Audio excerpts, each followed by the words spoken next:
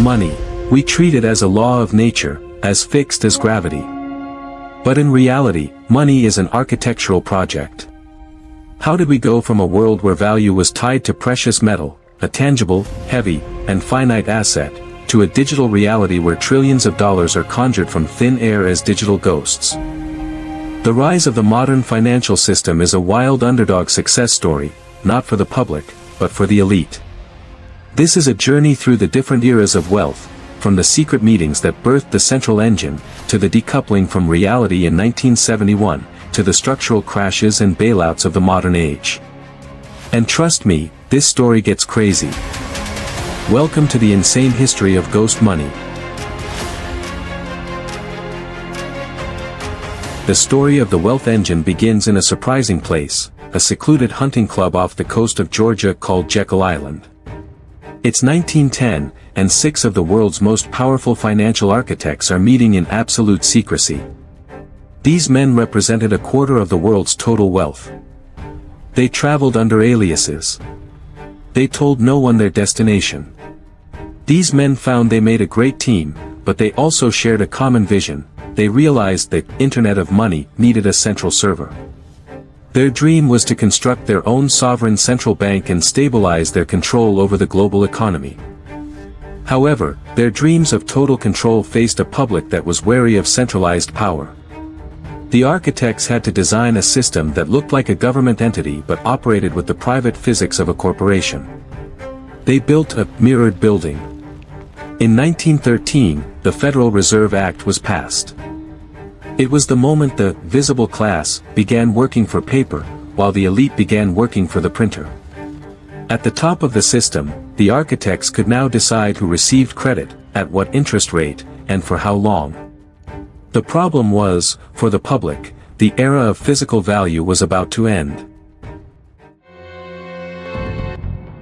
For decades, the system had a leash: gold. Every dollar was a claimed check on a physical asset. This limited the architects. You cannot print gold. The dating scene between paper and reality was getting stale. By 1971, the founders of the new system realized they had accidentally created something entirely different, an engine fueled by fiat. President Nixon unhooked the dollar from gold, and suddenly, every day, new videos of currency were uploaded to the economy. But these weren't snowboarding fails, they were mountains of debt. People began using this new system to store value they didn't actually have. This hadn't been the public's plan, but the architects figured they should run with it. They turned the global economy into a database for credit. They upgraded the system with features like credit cards, mortgage-backed securities, and high-frequency trading. A debt-sharing system was not an original idea, but it had one key advantage: timing. Coupled with a new digital interface, money became more accessible and more abstract than ever before. You didn't need to move gold anymore, you just sent a link of debt. This changed the geometry of power forever. The gold angle wasn't working, but the architects had created a viral spiral of infinite borrowing. Every day, new forms of debt were uploaded to the economy. Instead of comedy skits, it was subprime mortgages. Instead of vlogs, it was collateralized debt obligations. People were using the system to inflate assets they didn't own. This wasn't the plan for the visible class, but the banks realized they should run with it. They turned the housing market into a generic site where you could upload any debt and get it rated AAA. The technological barriers were gone. Hosting large amounts of debt used to be expensive, now it was practically free. This began a snowball effect. Cheap credit meant more spending, which meant more asset inflation, which led to even more borrowing. However, while this looked great from the outside, inside the company, the engine room was in a state of absolute panic. Any system that hosts infinite debt needs somewhere to store the risk. For decades, this hadn't been a problem for the architects. But when the number of toxic loans suddenly skyrocketed, the server beach of the banking world realized their unlimited plan was a liability. Suddenly, the system was charging billions in losses.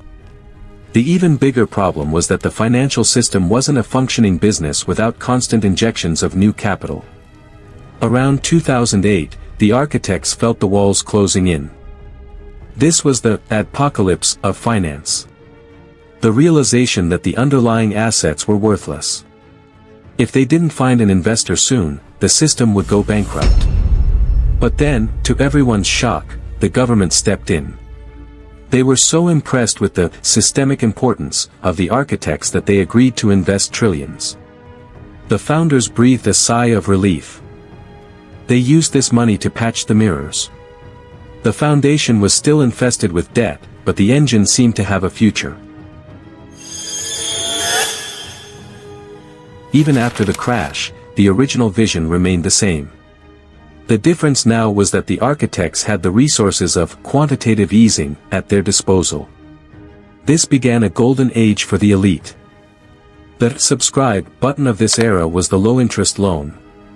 If you were part of the 1%, you didn't need permission to access capital. All gatekeepers were removed. You could borrow at near 0%, buy assets, and watch them inflate. This led to whole new formats of wealth creation. Stock buybacks, SPACs, and high-frequency trading. The system was making stars.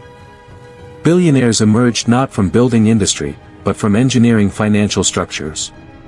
But beneath the surface, things weren't as perfect as they seemed. The visible class began to realize their savings were being displayed right next to infinite inflation. Trust was fading. Chapter 6, The New Geometry. By 2026, the engine has evolved into its final form. We have entered the era of the new geometry. The centralized architects, seeing the rise of decentralized threats like crypto, have responded with their own version of digital sovereignty, central bank digital currencies. This is the ultimate shorts pivot, a faster, more controlled medium for the flow of ghost money.